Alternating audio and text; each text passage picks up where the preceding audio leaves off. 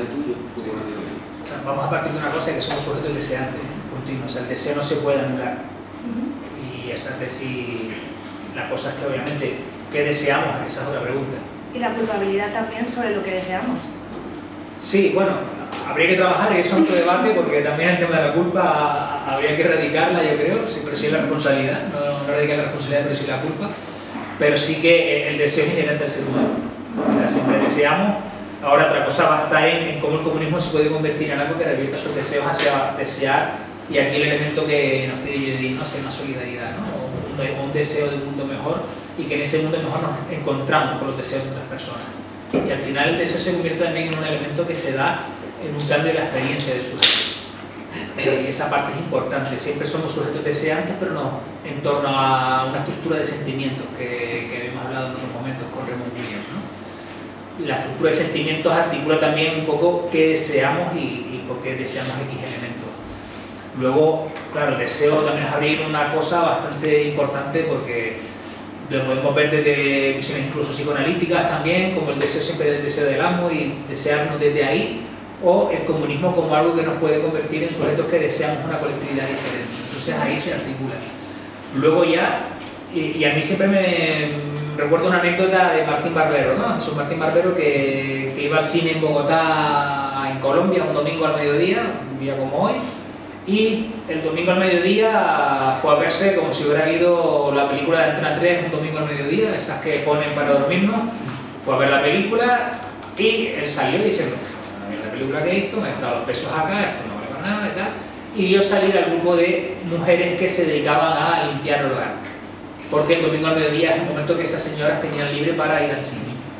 Entonces ve a esas mujeres llorando porque ha visto una telenovela de domingo al mediodía, y él salió diciendo: menuda mierda de película he visto.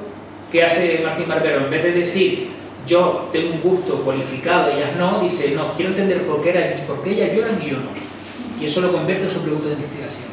Tenemos que entender que para ganar la hegemonía no podemos seguir trabajando con las tesis posmodernistas de falsa conciencia. Nosotros somos los que tenemos la conciencia adquirida y el resto no. Tenemos que saber en qué arena nos movemos.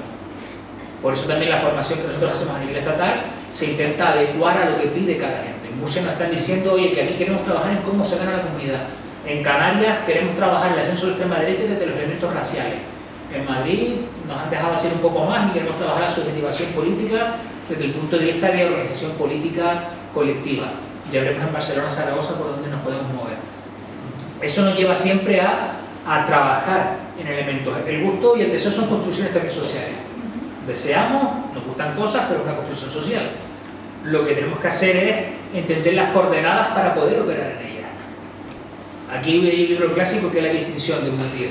Cuando Bourdieu entra en la distinción y entra en su cartografía del gusto y habla de que el gusto es una construcción social, que justamente lo que hace es enfrentarse a todas las tesis kantianas sobre el gusto y decir: sobre el gusto no hay nada escrito, ¿no? Yo soy un sujeto que tiene gusto y no te puedo decir por qué me gusta algo o no. Entonces él dice: no, pues claro que tenemos una construcción social del gusto y nos movemos una cartografía.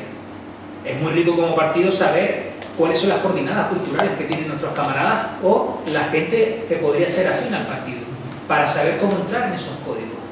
Pero obviamente tendremos entonces que entender cuáles son los dispositivos que tendríamos que articular. Y aquí a lo mejor funcionaría Eurovisión, puede ser, desde una lectura obviamente diferente, o podría funcionar otra cosa. Yo en Canarias no funcionaba por otro derrotero, incluso en Madrid, cuando trabajaba como técnico de jóvenes, recuerdo montar talleres para aprender a ligar, con lo cual tuvimos un reclamo de chicos heteros amplísimo para luego trabajar desde ahí y decían: pues esto no es un taller de aprender a ligar, profe, esto es otra cosa. Pero bueno, conectas con las necesidades o con los gustos o con los deseos, lo aprende a ligar, de repente se ve leyendo Neruda y entendiéndolo de otras coordenadas y dice: hostia, esto es otra cosa. Y a veces aceptamos, a veces no aceptamos, pero tenemos que irnos a ese fango. O sea, porque si no, no vamos a entrar nunca. Y además yo vengo de la antropología, tú también, digo también, si no entendemos cómo se mueve la cultura, no vamos nunca a poderla transformar. No solamente es conocer el deseo y el gusto para un punto de vista investigador o un punto de vista atributivo, que sería Bourdieu. Yo quiero conocer el gusto y te digo cómo funciona una clase social en Francia en los años 80. Nosotros como partido tenemos que entender esos códigos para poder operar en ellos. Y ese, claro, ese es el gran reto.